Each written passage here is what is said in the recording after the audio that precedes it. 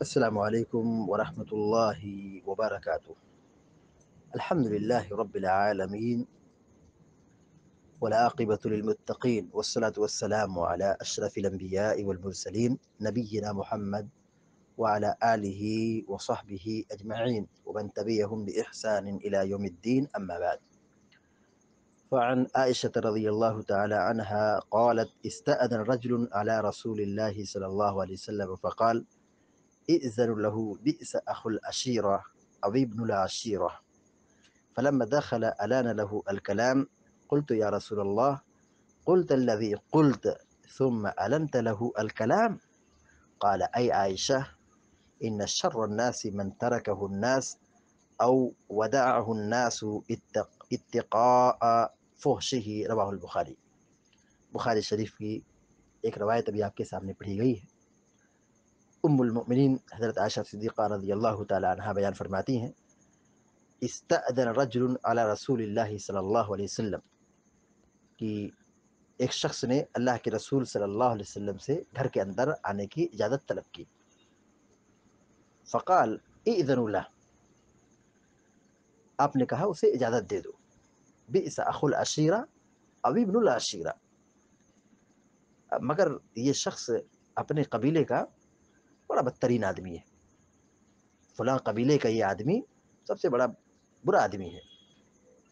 فلما دخل الان له الکلام، لیکن جب وہ اندر آ گیا تو پیارے نبی علیہ الصلوۃ والسلام نے اس سے نرم گفتگو کی۔ اس کے داخل ہونے سے پہلے تو آپ تو یہ کہہ رہے تھے کہ بڑا کمینہ آدمی ہے، اپنے قبیلے کا برا آدمی ہے، لیکن جب وہ آپ کے پاس آ گیا اور گفتگو شروع ہوئی تو پیارے نبی صلی اللہ علیہ وسلم نے بڑی نرم گفتگو کی۔ ثم علنت له ثم فلما دخل علان له الکلام، جب وہ داخل ہو گیا تو آپ نے اس سے نرمی سے بات کی۔ قلت یا رسول اللہ، قلت الذی قلت ثم علنت له الکلام۔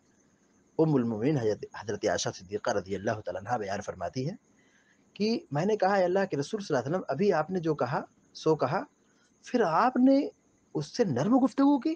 تعجب کے ساتھ پھر آپ نے اس سے نرم گفتگو کی۔ قال اے عائشہ، آپ نے کہا: اے عائشہ، ان شر الناس من ترکہ الناس او ودعہ الناس، آپ نے کہا اے عائشہ، وہ شخص بڑا بدترین آدمی ہے جس سے اس کی بد کلامی کے ڈر سے لوگ اسے چھوڑ دیں، اسے ملنا جلنا چھوڑ دیں، بات چیت کرنا چھوڑ دیں، الگ تھلگ ہو جائے۔ کیوں؟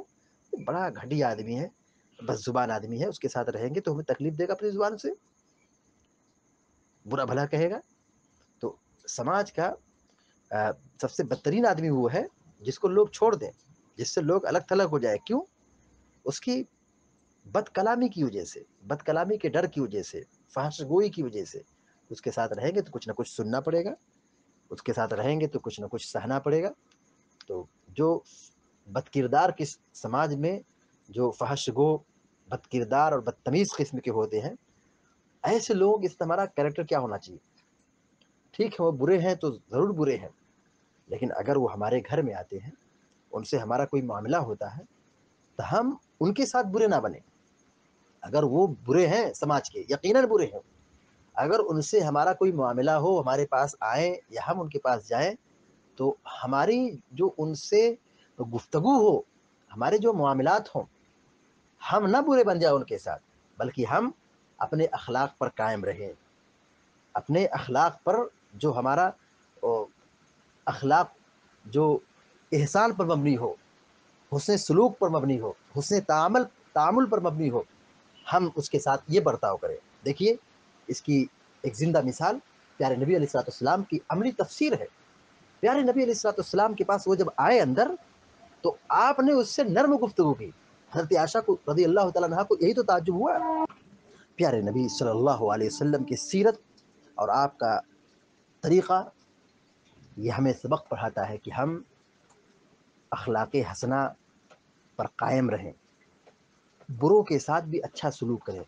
سماج کے جو گئے گزرے بدترین قسم کے لوگ ہیں، گھٹیا قسم کے لوگ ہیں، ایسے لوگوں کے ساتھ بھی اگر ہمارا کوئی معاملہ ہو، لین دین ہو، یا وہ ہمارے پاس آتے ہوں تو ہم ان کے ساتھ بدتمیزی نہ کریں، ان کے ساتھ ہمارا رویہ کردار، تعامل، برتاؤ اچھا ہونا چاہیے۔ اللہ تعالیٰ سے دعا ہے کہ اللہ تعالیٰ ہم سب کو، آپ سب کو نیک عمل کی توفیق عطا فرمائے، آمین یا رب العالمین۔ وصلی اللہ علیہ نبینا محمد وسلم تسلیما کثیرا، والسلام علیکم و رحمۃ اللہ وبرکاتہ۔